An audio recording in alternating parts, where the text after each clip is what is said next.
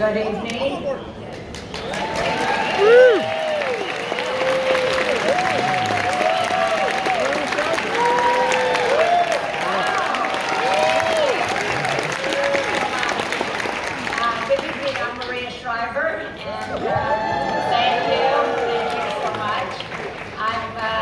Delighted to be here. I want to welcome all of you here. You just had a chance to watch one of the episodes, which is extraordinary. And I know all of you could be somewhere else tonight, so I want to thank all of you for braving the traffic, for getting here on time, for getting in your seats, paying attention, and actually giving your time to this evening. So I really want to thank you for that, because I think this is a really important series. And I wanted to let you know why I'm here. I'm here because I'm a big believer that series like this, films, documentaries, journalism, books, can really change people's hearts and minds, can really get people to think anew about a subject that they may not have known about or that didn't touch them in a deep and profound way. And I think Dopesick does that about a subject that we've covered in the news for countless years, but somehow this series, I think, impacted people in a different way. I was able to watch it at home with my son, and it both enraged me, maddened me, pissed me off to the highest degree, and also inspired me. It inspired me because I realized that there are such really dedicated, good men and women working to try to bring down people that need to be brought down. And ultimately, I think that's what this is about. It's about real lives lost, that are being lost as we sit here tonight. As we all know, this opioid epidemic is ongoing, and it's at the highest level it has ever been in our country. So while the news focuses for the moment on gun reform and inflation, as it should, I'm also hopeful that it will focus on the opioid epidemic, as it should, because this is happening in every family across this country. And I think the more we talk about it, the more we try to understand it, and the more we're able to sit with series like this, the better we are as a culture, the less judgmental we are, and the more we will seek solutions. So that's what tonight is about. It's about talking to these extraordinary actors and actresses, directors, writer, Danny, and hearing about how this impacted them. Not just in their craft, but how it impacted them personally. That's what I'm interested in, because all of them could also do all kinds of projects. And what did it do to them? How did it change their mind and their heart by being involved in this? So that's what I'm gonna try to do. I'm gonna try to do it in 30 minutes, because I know everybody wants to go get a drink. And I don't wanna ever be in the way of a person trying to get a drink.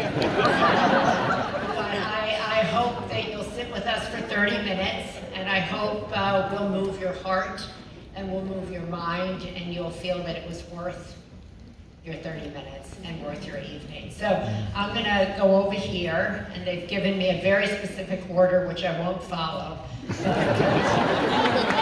They told me to follow exactly like they put it on the paper, and I said, well, I've never done that in my life, follow any directions, but I will try tonight to do the best I possibly can. I'm a girl with 4 brothers, so I'll try to follow some rules. So I want to begin by welcoming John Hogenacker, who you just saw in there. He's going to come sit next to me. Followed by Will Holter. Followed by the incredible Rosaria Dawson. Followed by the incredible Michael Stuhlbarg. Followed by Caitlin Deaver.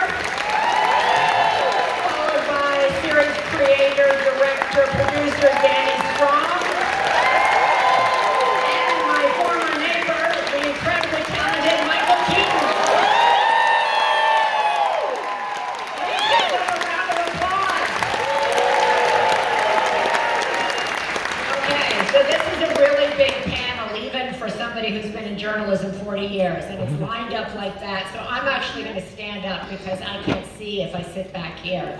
I can't see everybody. So I want to start with you, Danny, because the real reason I'm here is you twisted my arm and said, please, please, please. I did back, that's true. No, but I was thrilled. But I was just saying that, this story has been covered by the news business, by an incredible best-selling book. What did you think you could do with this subject, with this book, with this, that nobody else had done? Yeah, that's a really good question. First off, thank you so much for doing this. How amazing is this?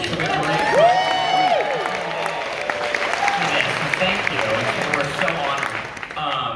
I thought there was a few things. I mean, my goal wasn't to sort of achieve what others couldn't. I didn't know. I was quite taken by the books I had read.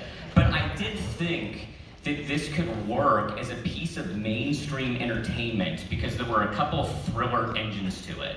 There were a couple investigations that I thought could be, mysterious, exciting, and then because of those engines, I thought, oh, I could tell the story of addiction, of the crimes, of collusion, of the revolving door, all these things that don't normally make for such exciting entertainment, in a piece that had dramatic engines to it, so that it could be a really multi-dynamic piece that could also go back and forth between the crimes of Purdue Pharma that was micromanaged by the Sackler family and their victims in a really, I felt, powerful, visceral way that could just hopefully be just impactful to a mainstream audience and as wide an audience as possible. Do you think that people, by watching this, understood the Sacklers and Purdue and the FDA and communities in a whole new way because of this film?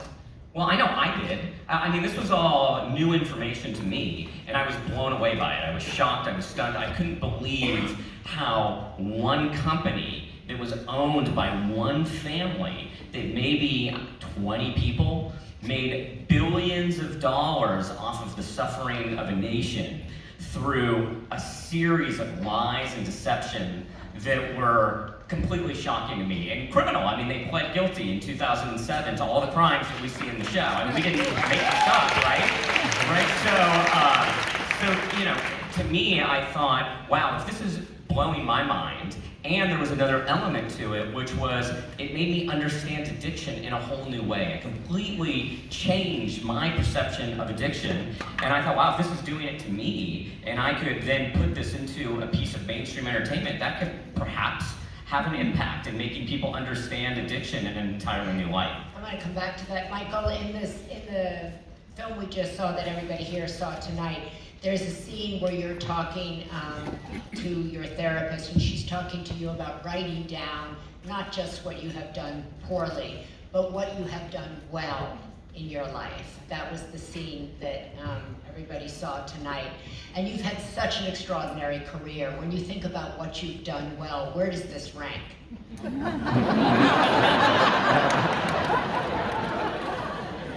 Ladies and gentlemen, Maria Shriver. That's the difference right there.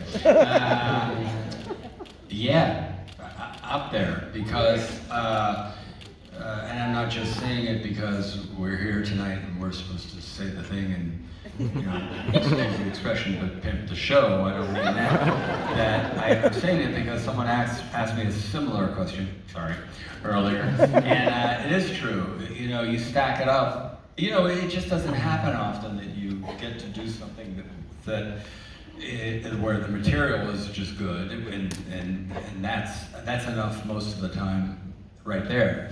But then you say, well, this is actually about something, and it doesn't feel preachy, and it doesn't feel forced. I get this. I think I know how to do it, and if I can, please excuse the cliche, but move the needle a little bit, or be part of something that could actually make a difference. There's another cliche, sorry, get ready, more to come. Boy, who gets to do that, And so the material was good, and then he started talking about some of the other folks that were probably going to be part of it, and I thought, yeah, I wouldn't mind playing on that team. Danny talked about understanding addiction by being involved in this in a whole new way. That it opened his eyes to what it really was, what it was like. What impact did it have on you? I know you've spoken about seen addiction up close, even in your own family. Yeah, I lost my nephew, but also, you know, I had a little bit of possibly a little bit of a leg up when I did a movie called Clean and Sober. And I had to go to work on that, you know. I had to learn and ask a lot of questions and talk to people, and so I thought, so then, you know, I had a groundwork to work from, I think.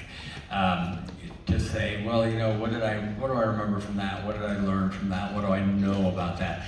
And also accept the fact that I really don't, I couldn't say that oh yeah, I get it, I know what it is, because you can't get it till it's you. But, you know, when it's close to home and your family, and also, it was, trust me, man, you know, guy I grew up with died of heroin, we're pretty sure. I'd seen it up close from a fairly adventurous youth, you know, here and there. But then when it hits right next to you, you know, it's in the marrow. That's brutal. But I didn't want that to be like get in the way, you know. I didn't want that to be the thing, like, you know what I mean? Like, I'll be the crusader. That doesn't do anybody any good. So really, it was just a case of saying, I think I understand this. Now I have to understand it for this particular person, you know, the doctor. And then you go, well, what kind of guy becomes a doctor? And then once you say, well, what kind of guy becomes a doctor? You go, I think I know-ish. Then you go, well, now what kind of guy becomes a doctor? And then this happens to him. By the way, he snuck that up on me. Because when I signed on, I read a couple episodes, and then this fucking guy goes, I know what I'm gonna do. And then I could have just been a nice country doctor, right? I could have just been. What is this? I said, yeah, no, it's gonna be great. He said, it's gonna be a lot of work now. Oh yeah. Once I read, like, I went, yeah, this is good. I signed up, and then I said, I better read these other episodes that I got, like episode 4, and I went, oh fuck me. I didn't know.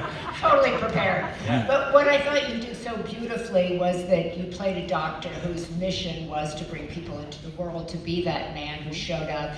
And then with your character, Caitlin, brought you into the world, loved you, and did what you thought was right, because you had been informed by Bill down there, but we're going to get to him later, will you? But I think that the relationship between the doctor and the patient was really well depicted and well played out. Caitlin, what was it like for you to have this experience of being this kind of regular girl, right? And who went into the depths of this kind of addiction, which is just brutal. Yeah, I mean, I immediately fell in love with Betsy as a character and really just immediately felt so connected to her, and I felt for her, and I really appreciated her love and dedication for coal mining, and I just felt really connected immediately when I first read it.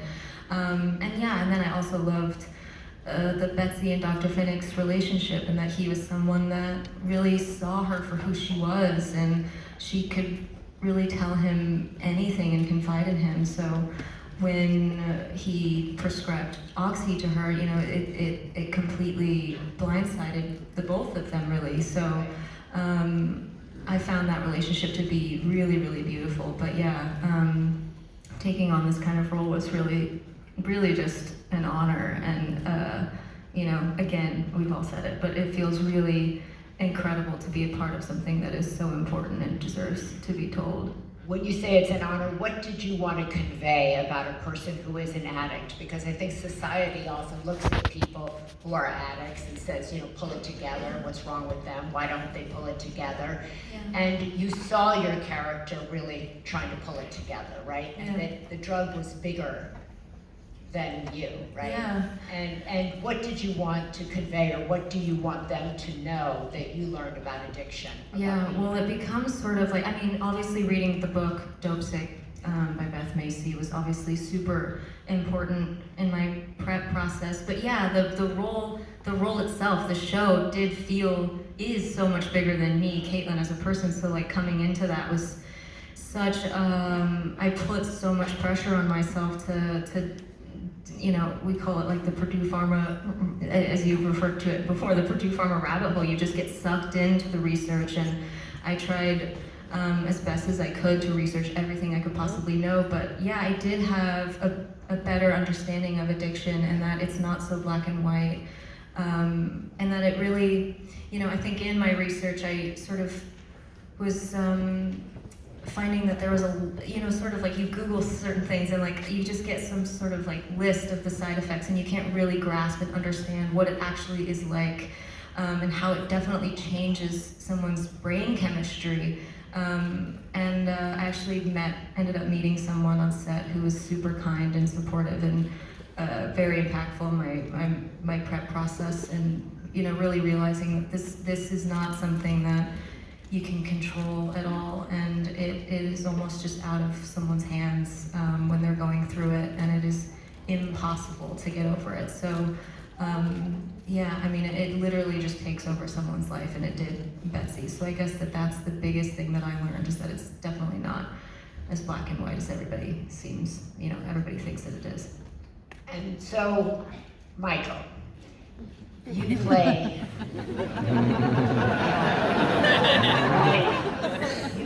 the guy that everybody is screaming at throughout all of these series. As my son kept saying, why is that guy getting away with that? How is that? Is that real? Is that really happening? So I know you didn't meet the gentleman who you portrayed, but what did you want to convey about him? Did you want him to be sympathetic? Did you want him to be evil? Did you want him to be, what kind of character? He's a human being. I think that's really what I learned a lot, and which is the saddest part of his particular story.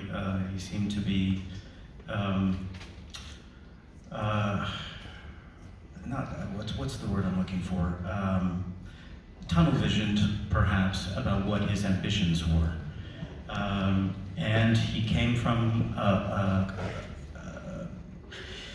well-established family who had achieved so many things, and I imagine as a young man growing up in that family, you'd try to make your own mark in one particular way, and I think it probably loomed in front of him. I just tried to take the information that I was privy to and connect the dots in whatever way I could, and to understand the humanity of someone in his position. At the same time, Danny gives you dialogue, and you have to say particular things, and you've done certain things, so you walk in their shoes, and you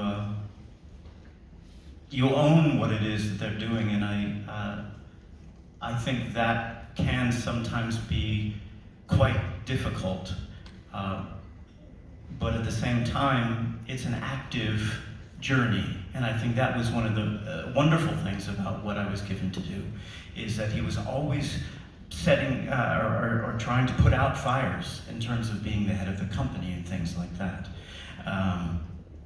When you say it was difficult, what do you mean by that? Well,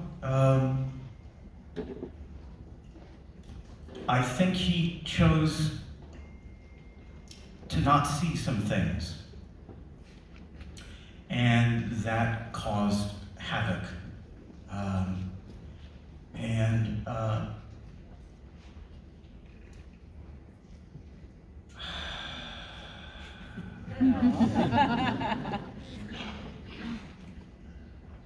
It was the particular journey he was on, and perhaps he just became blind to certain things. I mean, it's easy for all of us to see things objectively, and I don't want to. I mean, I just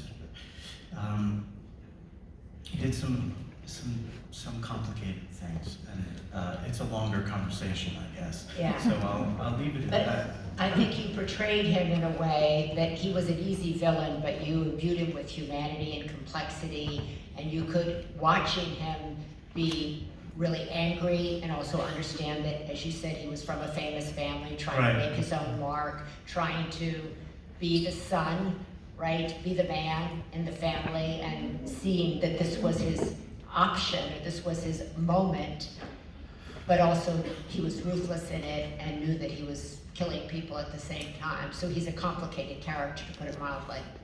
Yes, tremendously complicated, and yes, he was. Forgive me. It's a fine line to walk, and in this particular story, he serves a particular part of it. Forgive me, I don't have the words at the moment. Can I say something? Yes. You know, first of all, I love actors who have courage and just say, I'm gonna have the guts to play this person. Nobody, I don't need to be loved, you know, because my role on the team is not that. So, good for him, Michael. But, yeah. But I'll tell you, you know, man, I can name so many people right now in the government that I want to punch right now. But a long time ago, and I always have to remember this, being the horrible Catholic that I am, I remember somebody that I was very close to one day, we were looking at watching this homeless person, and she said, and I never forgot this, that guy was a baby once. I never forgot. No one comes into the world evil. We somehow create evil. I don't know how it is, and I don't know why it is, but I don't know if that helps you. I mean, you know, that's like, as an actor, I'd go, I don't know what else, you know. But I think that is so true, but I think what's also kind of fascinating is that when you're playing a character like that can be so easily hated, the weight of playing a character like that, it's a heavy thing to take on because it imbues you, and you're owning that character, as you said. And that's, I think, really an interesting thing for the audience here and the audience at home to understand. By the way, I want to say it doesn't let Mitch McConnell and Ted fucking Cruz off the hook.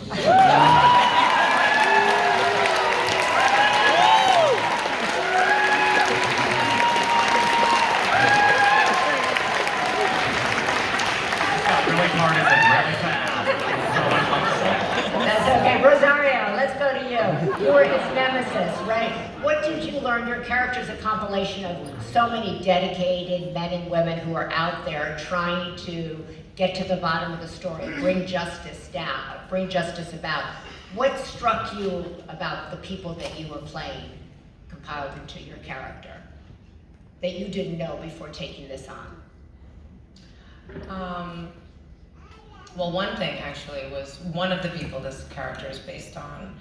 Danny told me he reached out to see if they would be a part of the sort of the enriching of the process of developing and making this.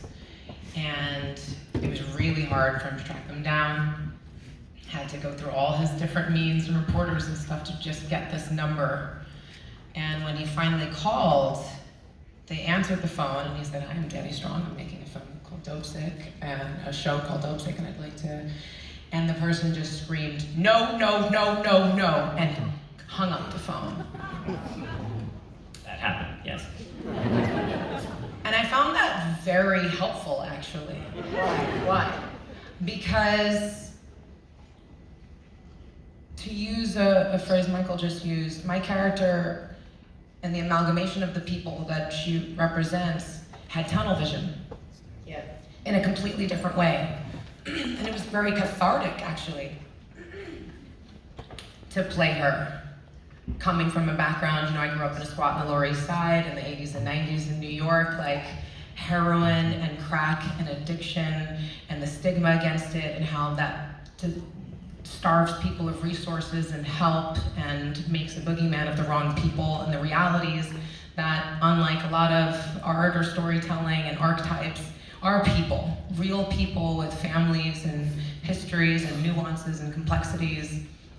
And they were robbed of that because of the narrative that was spun particularly by a family like the Sacklers and Purdue Pharma.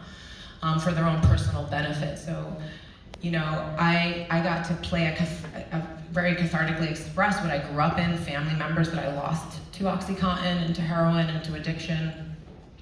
I got to play someone who, as she rose to more and more heights of power, had that tunnel vision. And she stayed true to the course at tremendous personal sacrifice. Yeah. To the point, even with the gains and the wins, didn't want to touch it, didn't want to talk about it, didn't want to be a part of it. And so it was really something I actually thought about probably every single day, multiple times a day while we were filming, was this particular person, and thinking about if at ever any point they mustered the strength to revisit that moment and watch this show, that they would feel represented, that the fierceness, the passion, the tenacity, the vision that they had. Because these people that I represent in this show were right there from the beginning. They saw it from the beginning, and they were whistleblowers from the beginning. They were the Cassandras that were going, do not let this Trojan horse in, and wasn't listened to. And I just, you know, it really informed the whole process for me. So you wanted them represented, but what do you want the audience here, the live audience, but also the audience that's been watching this, raving about it, writing about it, talking about it, debating it? What do you want them to know about the people that are so fiery, that are so tunnel vision, that are so in pursuit of the people like the Sacklers? I hope those folks, because, you know, watching this show, and I'm sorry, a little spoiler alert, in episode 8, you see some Zoom trial things, and you realize this has been going on for decades, and it is still carrying on while we were in isolation, while we were in this pandemic, while we were grappling with all of this. Some of these folks were literally in trial over Zoom.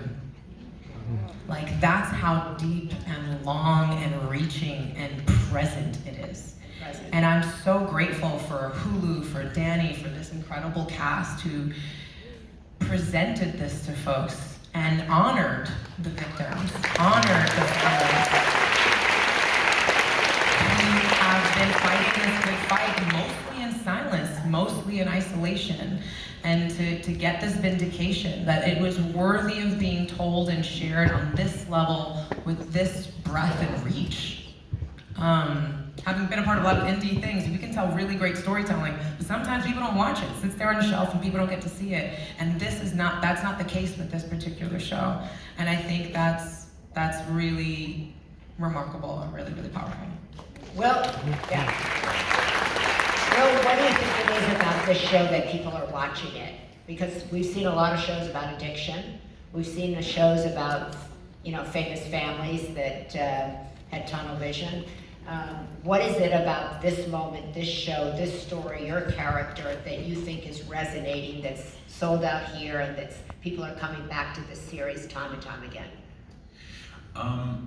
A great many things. You know, I think one of the personally biggest hopes for the show in general is that it does deconstruct the stigma around addiction, right? And I think something that Danny did brilliantly with every character and every storyline that kind of makes up the tapestry of Dopesick is he humanized everyone. You know, whether you put them in the category of victim or villain, he humanized everyone, and that was necessary so that we can understand how we got to this point, as Rosario says, where we're facing such a present and ongoing epidemic. To understand everyone's journeys and their psychological histories is incredibly important. Starting with the people who suffer with the disease of addiction, people who are born with a neurochemical predisposition towards addiction. And in that respect, correcting the existing narrative, which for too long has painted addicts as people who are inherently bad, or you know, made wrong choice after wrong choice after wrong choice, despite being presented with the right ones. You know, so that I think is the first thing, and secondly, underscoring all of the detailed and very calculated efforts that drove this whole pandemic. You know, the micromanagement of one family and one company, of a devastating epidemic that we're still trying to dig out from. I hope people, through watching this, kind of realize all of that, and it translates to more compassion and more understanding, so that something like this can't happen again. I think people were surprised at like your character and the involvement of your character with, for example, Michael's character, and the kind of the money that was being transferred for people like who were in your job to the doctors, and how kind of susceptible they were to what you were telling them, and you were susceptible to what Sacklers were telling you, and it was this kind of cycle that nobody really knew what was going on, and so your arc is quite 360. Yeah, and I think, you know, as Rosario said, like, you know, my character is also an amalgam, right? So it represents kind of a number of different individuals. I think the purpose that Billy serves, on one hand, is to show how, you know, these Purdue representatives, and I'm not absolving anyone of any wrongdoing whatsoever, but, you know, many salespeople like Billy, like Amber, may, or maybe not like Amber, but Billy may have gone in, and Philippa Sue is unbelievable, but may have gone into, you know, the Purdue offices with honest, pure intentions initially, and without any medical knowledge or scientific background, which, by the way, was not a requirement for anyone being hired by Purdue. In fact, Danny told me just recently they actively went after people who didn't have any background in opioids. They That went in and into, of itself, there you go. yeah, they would have gone into this scenario actually, you know, not even being equipped to question the scientific evidence, the medical experts that were putting forth these theories, and it's only after a certain period of time that maybe some of them would have, you know, realized that they were part of a fraudulent campaign, that they were actually responsible for distributing fabricated data, that they were lying, and they were doing so for their own personal gain. So that's also a very important detail, and certainly a pillar of the kind of systemic injustice that you see at work here. I think the character, John, that you play, I found so inspiring, actually, because we hear so much about, you know, people who serve in government are terrible, they're all awful, they're no good people anymore, and your character kind of was so pure, and I thought it was so inspiring to me that this was somebody who was, you know, in public service, who really had the mission of, on behalf of the people, for the people, and getting to the bottom of the story. How inspiring was your character to play? And did you feel that that was the message you were trying to put out there? I feel it was wonderful to get to portray Randy. He's an easy guy to like, and I also feel like he's a stand-in for people from Appalachia, from that part of the country, who felt that they were being maligned and that they were being portrayed in a way that they certainly was not accurate. It's a very proud part of the country, self-reliant, also very poor, which is what ultimately made them a target. And I think Rick and Randy and John were very eager to correct that narrative. So getting to play Randy was a lot of fun because it wasn't as dark as some of the other stories that were going on at the same time. And yet, you saw the way that even though they were in the government, as you point out, that they were banging their heads against the wall for so much of this. And I think that, you know, while the Sacklers are the easy mark as the bad guy in this story, they're also kind of a symptom of a broken system. The only way that they were allowed to do what they have done for so very long is because the system is set up to allow people at the top to abuse the system.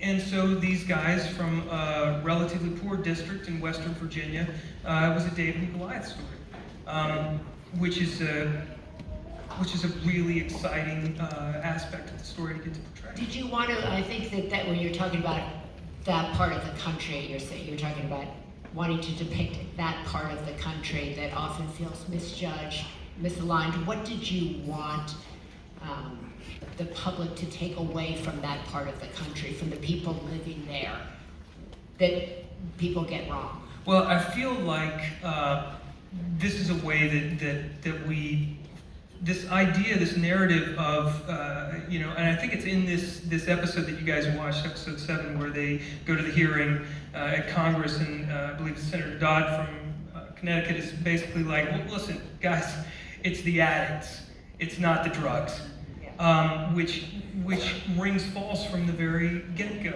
But it takes work to sort of demonstrate how that narrative was born and fed all the way down through reps, all the way down through doctors. And the idea, I think, for the average viewer to learn that this doctor that you go see, who prescribes this medication to you to fix this problem that you have, was probably had a conversation with some young drug rep who didn't have medical training, and they were basically sold a line on this thing. Very important for the average American audience, the average viewer, to learn that, because I don't think that's something that a lot of us that go to the doctor know. We don't realize there's all these different hands stirring the pot. Just blows the mind. So that's like, Danny, what like my son who's 24 after watching this goes, we're all effed. And he said, this is so depressing, and it's right in the middle of when people are being told to take a vaccine that is approved by the FDA, to trust what the government is saying. And he stood up and went like, why should I trust, based on what I just saw here, why should I trust anything that's being told to me? Because look at how many people are involved in the system. I don't know what to do. We're all left. Well, that wasn't my total goal. Was to create mass despondence. I did think it was. He's only 24 and he's like totally. Tell him I'm so sorry. I'm so sorry. But I do think that I thought it was important to show the corruption of the revolving door, and how people that work in government that oversee companies can leave government and go work for the company they're overseeing. And this is, I think, one of the most egregious, destructive examples of the revolving door, maybe in the history of the country, for how much damage it was done. Thanks. How much damage it was done by this individual, Curtis Wright, who not only approved the wording of the label that was not true, that said this drug was less addictive than other drugs. One of the words in the wording is believed to reduce the abuse liability. Is everybody surprised by that? No. No. Yeah. Wow. Wow. I mean, not surprised by the guy from the FDA writing the label, no? Yeah. yeah, and by the way, we don't Cynicism is know. real. We can't definitively say he wrote it, but he did in a deposition when he was asked if he wrote the label. His answer was, "I might have." He didn't say no. So I'm like, oh, this guy wrote the label. What did you want, kind of, after you expose the kind of revolving door? And so much in politics, people leave political life, they go and become lobbyists because you're making very little money in politics. They strap you at every level, right? And so there is this revolving door because people find that they can't survive working in any of these government jobs. That's often another whole rap about it. But what did you want to convey after exposing kind of the revolving door? How many people's hands are in the pocket? Do you want everybody now to go to the doctor and quiz them all the way through, not pay attention to what they're saying, screw the FDA, vote for what is it? It was not. It wasn't that hostile. It was really. I don't believe that the type of corruption that we see in this pervades every moment of our government discourse. But I do believe that money interests are able to affect the highest levels of the U.S. government, like they do in this story. How they're able to get the Justice Department to pressure a U.S. attorney to not pursue felony charges. And had he pursued felony charges and one of those guys flipped, the opioid crisis would have ended in 2007, 2008. And hundreds of thousands of more people would still be alive. Like, this is a real turning point in history, right? So to be able to dramatize that, to show, look at moneyed interests, people working in government, leaving the government to take jobs for the people that they're supervising, can have a very destructive element to it. And like I said, this is the most extreme example of it. So by showing it in a story like this, maybe it can do something. Yeah, you know, I never assume anything's going to be achieved by these stories, but that doesn't mean we're not going to stop telling them, because you never know. Do you think families feel vindicated? Do all of you feel that you helped families feel vindicated? Do you help government workers who have been on these cases for years, day in, day out, in small rooms, working to help people? Have they been vindicated by this? Well, I'll let someone else answer. I'll say, for my hope with families was less about vindication and more about them understanding what their loved ones are going through. That this drug, and I've been seeing so many emails and things online of, I haven't spoken to my son in 5 years, and then I saw Dopesick, and I realized I didn't understand what he was going through, that he had been hijacked, that he wasn't a loser, a bum, and an addict, right? And that story is coming up over and over and over again. And for me, it wasn't vindication, it was empathy and understanding. Beautiful. This is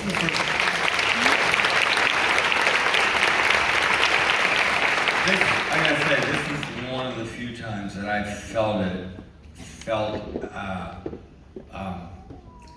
you can feel, that's so sweet, I love to hear that sound, some little baby out there. She's probably thinking, he's so full of shit. And I apologize. I really feel the impact just in what people come up and talk to me about, more than many other things I've done, because they're not in that genre. That's not the goal. The goal of some of the things I've done is not this. This is really interesting to see, to feel this. I feel badly when I hear Patrick, right, your son? Yeah. He's 24 and he was deeply disturbed. Yeah, that makes me feel so badly. And so here's what I have to say: we have a responsibility to make these kind of people not feel hopeless. And I also think, unfortunately, what's got to happen to every generation is you got to build the muscle. You got to build that muscle that says, I ain't going down. I am not going down to these people. I am not taking their bullshit. That's a hard thing to do. But honestly, man, look, I'll be dead and gone, But if I could have just maybe made some 20-year-old, just go. It's easy to say vote, because that's really it. But more importantly, don't let them suppress your vote. Then I think we've really done something. It makes me feel badly. It makes me feel responsible and somewhat irresponsible if my generation, our generation didn't do that. So when I hear you say that, I really feel No, listen, he loved it, and he was like, this whole system is effed, and I said, go vote, get involved. There's your reaction to that, instead of, going to the refrigerator, going upstairs and going, we're all effed. I said, So it was great. I mean, we had a great conversation. I liked it because it got us talking about this issue, and he said, for sure, I'm never taking OxyContin. That was good. Elizabeth Warren talks about the revolving door all the time. There are politicians that talk about it, right? Absolutely. So now maybe, after seeing the show, you might think, well, I agree. Maybe there's something onto this, and it can help push these ideas into more of a mainstream discussion. Finally, Rosario, do you want to leave us with the final word? What have people come up to you and said about your character, about this series? I'd just love to hear real quick from each of you, because I'm over time. Okay. I just, kind of going back, you had actually asked that about my particular character before, and what I keep feeling a lot of being mirrored in a lot of our answers is really just, we deep dived with these characters and really tried to understand them so that we could present them and their perspectives as honestly as possible, because I think Danny crafted something really powerful in which he really did embed empathy into it. And as outrageous as all of it is, it's really, I'm really immersed in Star Wars right now, so. But like, that idea of like the Jedi and the Sith